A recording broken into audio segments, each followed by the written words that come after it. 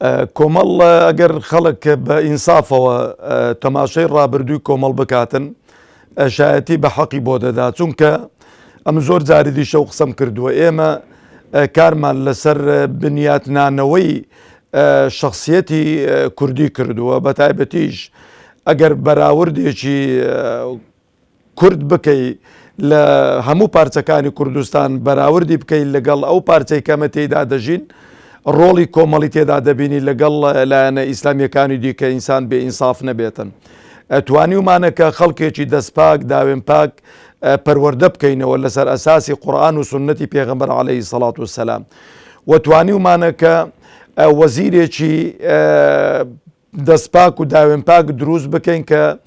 بوو بە وەزیر گەندەڵی نەکا، پەرلەمانتارێکی سەرڕاست پەروەردە بکەین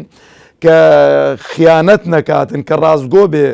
کە یاسایەک تێنەپەڕێنێتن پێچەوانەی دینەکە و ئەخلاقمان بێتن. توانیومانە کە جیل و ئەتوانم بڵێم نەوەیەک پەروەردە بکەین کە جۆش بێتن بە قورئان و سنەتی پێغەمبەر عەلەیهی سەڵات وسەلام. لەبەرەوە زۆر زەرورە داعمی کۆمەڵ بکرێ، هاوکاری کۆمەڵ بکرێتن بۆی کە بتواندرێتن جیهەتێکی وەکو کۆمەڵ نوێنەرایەتی ڕاستەقینەی میلەتێکی موسڵمان بکە، بۆی کە ئەو موسڵمانە بەڕێزانە من ڕووی قسەم لەگەڵ ئەو موسڵمانانەی بۆی چی دیکە ئەو گلەیەتان لێ نەکرێ، نەڵێن کاکە کۆمەڵی ئیسلامی، یەکگرتووی ئیسلامی، ئەو دوو حیزبە ئیسلامیە کە بەشدارن،